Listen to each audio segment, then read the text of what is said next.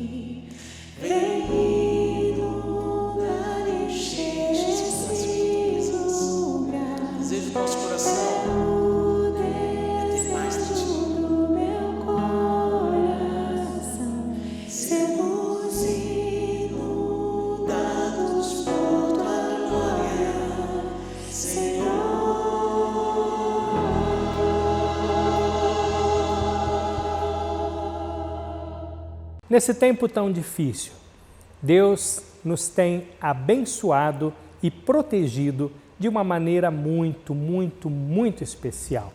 E eu quero louvar ao Senhor pela generosidade dele sobre a sua vida, sobre a minha vida, sobre a vida da nossa igreja e agradecer a cada um de vocês que tem permanecido fiéis nos dízimos e nas ofertas. E agora, como um ato de louvor e adoração a Deus, quero convidá-lo a ofertar, a dedicar ao Senhor este ato de adoração.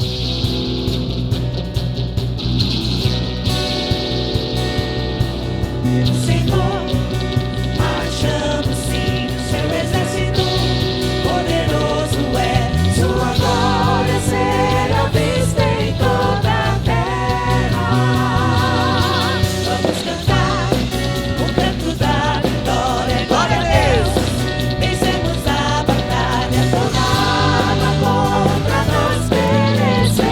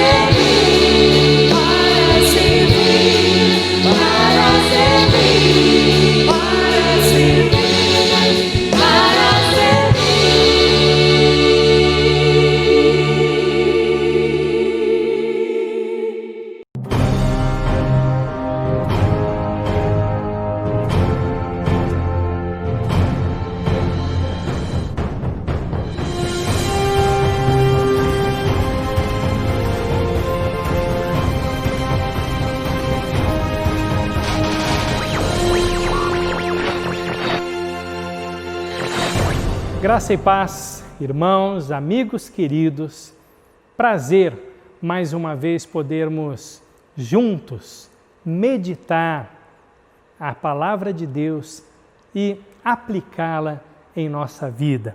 O tema desta meditação é a arte de começar uma nova história. Está baseado nos capítulos 34 e 35 do livro de Gênesis. Quero convidar você antes a baixar a sua cabeça, fechar os seus olhos, vamos orar e pedir a graça e o entendimento do Senhor para a sua palavra e para a sua vontade. Bondoso Deus, estamos diante de Ti, famintos, sedentos, desejosos por ouvirmos a Tua voz. Fala-nos, ó Deus, com poder transformador, corrige o que há de ser corrigido, confere-nos uma história maravilhosa de vida e de fidelidade ao Teu lado. É o nosso desejo, em nome de Jesus. Amém. Amém. Na verdade, a história que eu vou contar começa bem antes, lá em Gênesis capítulo 27. Nós tratamos dela nas duas mensagens anteriores, que estão disponíveis em nossas mídias, caso você queira ouvir, ver ou também rever. A primeira tem o tema Tomando Decisões que Agradam a Deus, baseado em Gênesis 24 a 26. E a segunda, intitulada como O Poder Transformador de Deus, abrangendo Gênesis 27 a 33. Depois de enganar o seu pai e o seu irmão, Jacó fugiu de casa como um verdadeiro caso perdido. Mas contra todas as expectativas, Deus começou a mudar a sua vida a partir daqueles erros tão graves que ele havia cometido. O Senhor apareceu para ele num sonho, no momento em que Jacó parou para descansar, enquanto fugia para a casa do seu tio, e ali naquele sonho, Deus o confirmou como herdeiro da promessa que ele mesmo fez ao seu avô Abraão e também ao seu pai Isaque.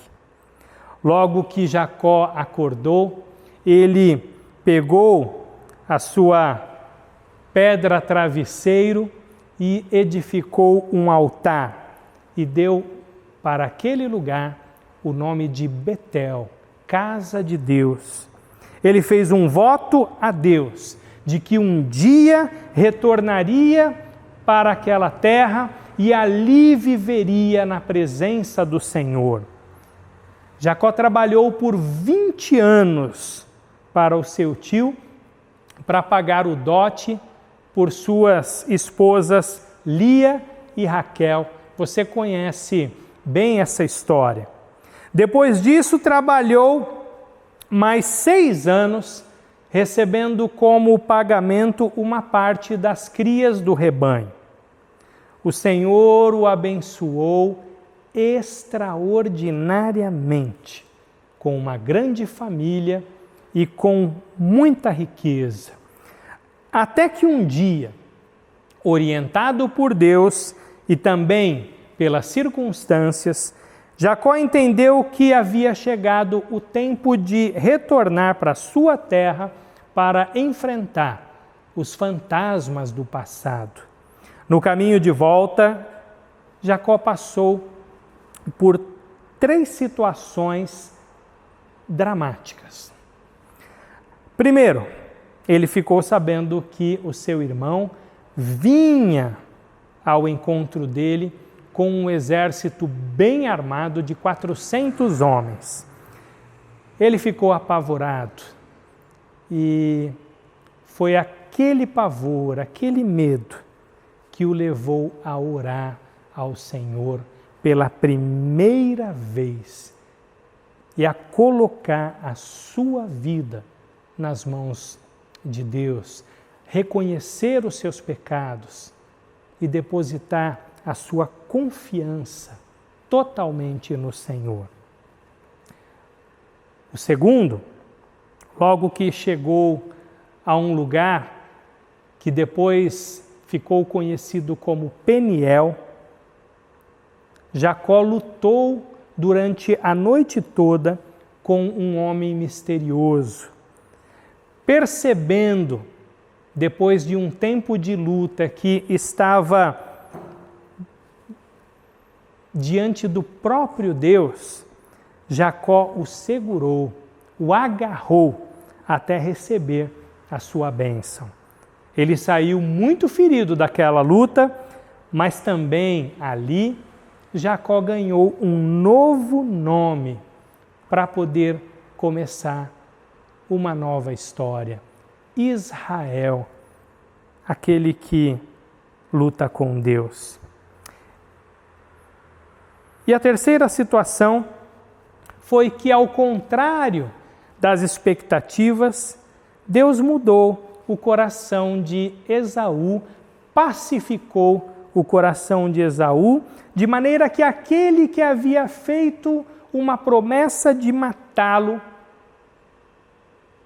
e remoído esse desejo durante toda a sua vida, na hora em que poderia ter feito isso, decidiu, ao contrário, perdoar o seu irmão e recebê-lo com amor. Enfim, Jacó agora estava de volta à terra que foi dada por Deus aos seus pais e aos descendentes dele por herança. Acontece que, por algum motivo desconhecido por nós, mas certamente por um ato de desobediência, Jacó não cumpriu o voto que havia feito de voltar para Betel. Ao contrário disso, ele desviou o seu caminho, indo viver em Siquém. E lá comprou uma propriedade e construiu um altar e deu àquele altar o nome de El Elohe Israel. Poderoso é o Deus de Israel. Mas um dia aconteceu uma coisa terrível na vida daquele homem e de sua família. Uma coisa daquelas que realmente comprovam que a Bíblia é verdadeiramente um livro divino, que trata a realidade humana com honestidade, uma honestidade nua, crua e desconcertante para nós. Gênesis 34 é um dos capítulos que todo pregador tem um desejo quase que irresistível de pular. A decisão de viver perto dos cananeus, cedo ou tarde, traria, sem dúvida, grandes problemas para Jacó. Os anos se passaram, seus filhos e filhas cresceram. Diná era filha de Jacó com Lia, a esposa não amada. Talvez fosse também, por isso, uma filha não amada. Um dia Diná saiu para conhecer as garotas da cidade e acabou sendo estuprada por um jovem chamado Siquém, que era filho do governador. Embora tenha cometido um ato tão abominável, no final o rapaz gostou dela e pediu ao seu pai que a comprasse. Era assim que as coisas aconteciam em Canaã. Quando Jacó soube que a filha havia sido violentada, sabe o que ele disse? Sabe o que ele fez? Jacó simplesmente não disse nada. Ele simplesmente não fez nada. Ficou quieto apático, esperando até os seus filhos voltarem do campo. Quando os rapazes receberam a notícia, ficaram irados, profundamente indignados. Mas, ao contrário da orientação bíblica, a ira deles foi direcionada da pior maneira possível. O pai do rapaz que cometeu o estupro tentou botar panos quentes, propondo que Siquém e Diná se casassem em troca de um dote que era mais um suborno do que um dote. Ele também propôs que suas famílias se unissem, prometendo que com isso todos teriam um benefício financeiro. O jovem estava tão determinado a se casar com Diná que lá no versículo 12 ele disse assim: aumentem o quanto quiserem o preço e o presente pela noiva, e pagarei o que me pedirem. Tão somente me deem a moça por mulher. Bom, sabe qual foi a reação de Jacó? Novamente, nenhuma. Novamente, ele não fez nada e nem disse uma palavra sequer. Ele entregou a decisão aos seus filhos. E aí, sabe o que aconteceu? Os seus filhos decidiram. Primeiro, colocando uma condição para aceitar a proposta. A condição era que todos os homens da cidade de Siquém deveriam ser circuncidados. Dessa forma, além de casamentos e de comércio, eles estavam propondo um tipo de sincretismo religioso. Os líderes de Siquém concordaram rapidamente com aquela condição. Se submeteram à circuncisão. Acontece que, enquanto os homens da cidade se recuperavam da cirurgia, a cidade ficou desprotegida. E aí, Simeão e Levi, que também eram filhos de Lia, irmãos de Diná, promoveram um verdadeiro massacre, matando todos os homens daquela cidade. Depois os outros irmãos se ajuntaram a eles e saquearam a cidade, tomando os bens e levando as mulheres e também as crianças. Só depois que tudo isso aconteceu, Jacó finalmente se manifestou. Demonstrou indignação. Mas acredite você, a indignação que ele demonstrou não tinha nada a ver com justiça. Não tinha nada a ver com a vontade de Deus, com a palavra de Deus. Na verdade, ele estava preocupado com a sua própria reputação e com a sua própria segurança. Ele se esquivou completamente da responsabilidade daquilo, acusou seus filhos de arruinarem a sua vida. Suas palavras foram registradas pela Escritura assim: vocês me puseram em grandes apuros, atraindo sobre mim o ódio dos cananeus e dos ferezeus, habitantes dessa terra. Somos poucos, e se eles juntarem forças e nos atacarem, eu e a minha família seremos destruídos. Seus filhos tentaram se defender do indefensável. Eles disseram assim: mas está certo ele tratar nossa irmã como uma prostituta? E assim, Gênesis 34 termina nessa situação caótica. Ninguém demonstrou qualquer preocupação em buscar a Deus, nem antes e nem depois daquela sequência de ações e decisões desastrosas.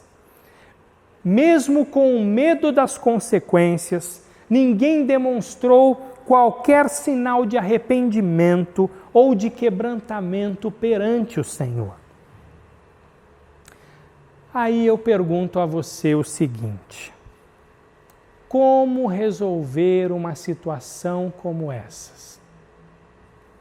O que fazer com um homem como Jacó? Num dia, ele engana seu pai e irmão e, por puro egoísmo, arruína a família. Mas no outro, ele trabalha com afinco, duro, fielmente, por amor à sua família, suportando as trapaças do seu tio. Um dia, Jacó faz um voto de voltar a Betel para viver na presença de Deus, firmando um compromisso de fidelidade total a Ele. Mas depois, ignora descaradamente o seu voto. Vai para Siquém, constrói um altar ao seu próprio gosto, como se pudesse seguir e servir ao Senhor nos seus próprios termos.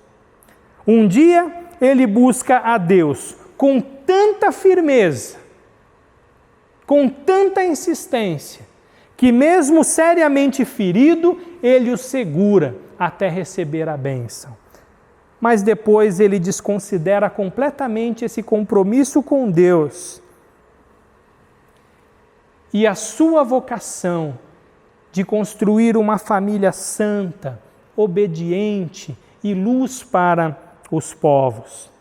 Um dia ele luta com Deus e sozinho se coloca entre a sua família e o exército do seu irmão.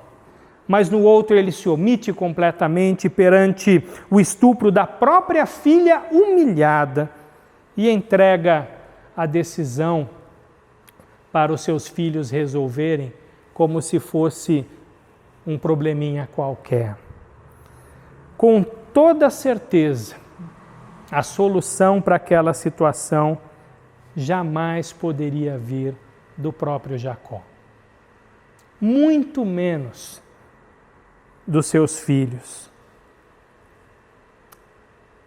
Mas Deus pode solucionar o problema do mal que habita no ser humano e que nos torna pessoas assim tão contraditórias, tão cheias de ambiguidade. E Ele deu a nós essa solução sem custo, sem preço, sem mérito, totalmente por sua graça. E essa é a única solução disponível para pessoas como Jacó e também para pessoas como eu, como você e como qualquer outro pecador. A solução que Ele nos deu, única e suficiente, Jesus Cristo, seu Filho, seu único Filho. Em Romanos capítulo 3, versos 21 a 27, Paulo escreveu resumidamente essa solução divina, dizendo o seguinte: mas agora se manifestou uma justiça que provém de Deus, mediante a fé em Jesus Cristo, para todos os que creem, pois todos pecaram e estão destituídos da glória de Deus, sendo justificados gratuitamente por sua graça, por meio da redenção que há em Cristo Jesus. Deus o ofereceu como sacrifício que desviava a sua ira, removendo o pecado mediante a fé pelo seu sangue, demonstrando a sua justiça, a fim de ser justo e justificador daquele que tem fé em Jesus. Onde está então o motivo de orgulho? É totalmente excluído. O Evangelho conta como Deus operou a sua justiça a fim de salvar o pecador das amarras e das consequências eternas do pecado. A justiça de Deus exigiu que alguém que fosse verdadeiramente justo, sem pecado, assumisse o nosso lugar, o lugar dos pecadores, e recebesse a nossa sentença de morte por causa do pecado. E foi por isso que a ira justa, a ira como resposta de um Deus justo e santo, acumulada por toda a história e por todos os pecados, foi desviada de nós e absorvida completamente por Jesus Cristo na cruz. Ele tomou sobre si os pecados de Jacó, dos seus filhos e também os nossos, para que pudéssemos experimentar a arte de começar uma nova história. Jacó e seus filhos foram os herdeiros da promessa que Deus fez a Abraão. Eles creram, eles olharam para frente, para o horizonte, esperando o cumprimento da promessa. Eles olhavam para Jesus, para o dia em que o descendente de Abraão, o descendente da mulher, viria para exterminar a serpente, para pagar por todo o mal. Da mesma maneira, nós que estamos aqui hoje, podemos olhar para trás, lá para o Monte da Caveira, onde a promessa de Deus foi cumprida, onde Cristo derramou o seu sangue e entregou a sua vida. Porque através de Jesus, o que era o descendente de Abraão, o Filho de Deus, como o apóstolo Paulo declarou, a graça de Deus foi revelada e a todos traz salvação. Tito 2,11. No passado, os profetas haviam anunciado que a salvação pertence ao Senhor. E essa salvação chegou aos filhos de Deus e aos herdeiros das suas promessas como uma dádiva, a dádiva de um novo começo, a arte de começar uma nova história, independente da profundidade das marcas que deixamos, do mal que praticamos, da omissão de fazer o bem, das injustiças que cometemos. A salvação e a vida nova que Deus nos dá, que Ele dá a toda pessoa que se arrepende e crê em Jesus Cristo, não depende do passado, como também não depende dos nossos merecimentos, mas se firma totalmente na graça demonstrada na cruz do Calvário. Gênesis 34 terminou um verdadeiro caos, mas Gênesis 35 começou em graça. Da mesma forma que a sexta-feira da paixão terminou em morte, mas o domingo da ressurreição raiou em vida. Deus disse assim a Jacó, no capítulo 35, verso 1, suba a Betel, estabeleça-se lá e faça um altar ao Deus que lhe apareceu quando você fugia do seu irmão Esaú. A arte de começar de novo está ligada à conversão, a se prostrar diante de Deus, com arrependimento, com fé, clamando pela misericórdia do Senhor. Converter-se é mudar de direção, é voltar para o lugar que Deus preparou para nós. Figuradamente, é voltar a Betel, a casa de Deus. E foi o que, pela fé, Jacó e os seus filhos fizeram. O mal que eles praticaram não foi a última palavra sobre eles, mas sim o bem que Deus realizou em suas vidas. A graça de Deus é a última palavra. E aquela história trágica foi poderosa, milagrosamente convertida num relato exuberante de um novo começo que Deus concedeu a Jacó e aos seus filhos. Diz assim a palavra, versos 2 em diante: Disse, pois, Jacó aos de sua casa e a todos os que estavam com ele: Livrem-se dos deuses estrangeiros que estão entre vocês, purifiquem-se, troquem de roupa, venham, vamos subir a Betel, onde farei um altar ao Deus que me ouviu no dia da minha angústia e que tem estado comigo por onde tenho andado. Então entregaram a Jacó todos os deuses estrangeiros que possuíam e os brincos que usavam nas orelhas. E Jacó os enterrou ao pé da grande árvore próximo a Siquém.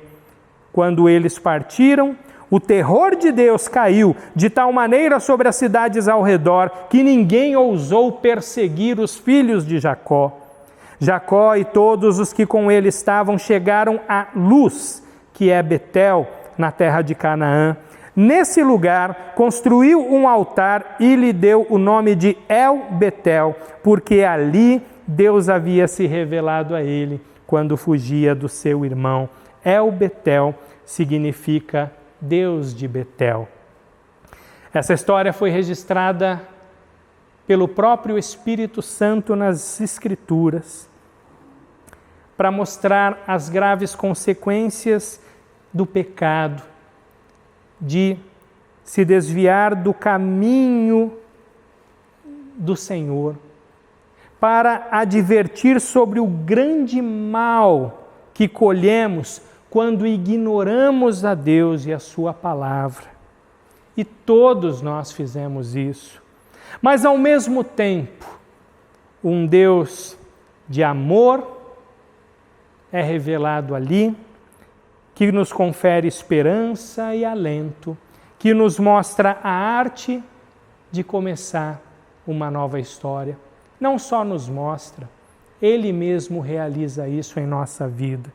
Se pessoas que cometeram pecados tão absurdos, de omissão como Jacó, ou de ação como seus filhos, puderam ser restaurados e tiveram a oportunidade de começar de novo, então essa porta não pode ser fechada para ninguém mais, porque aquele que abriu essa porta não permitirá que ninguém a feche. Por isso, não existe mal que você tenha praticado que Cristo não possa perdoar. Assim como não existe mal que você tenha sofrido que Ele não possa curar. O poder de Jesus Cristo é um poder transformador, curador, restaurador.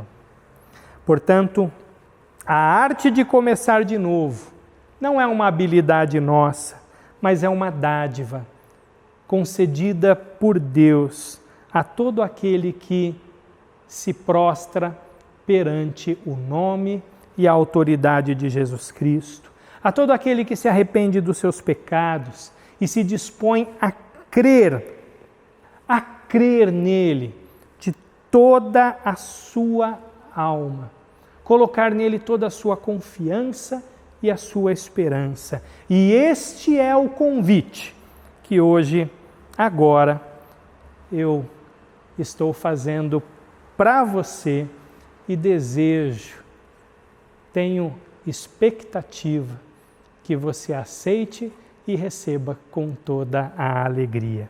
Que Deus te abençoe grandemente. Vamos juntos celebrar ao nome de um Deus que vive e que é eterno, que nesse dia nos convida para juntos adorarmos o nome dele. Vamos cantar assim: Ele exaltado. Ele exaltado, o Rei exaltado nos céus, eu louvarei. Ele exaltado, para sempre exaltado seu nome, louvarei.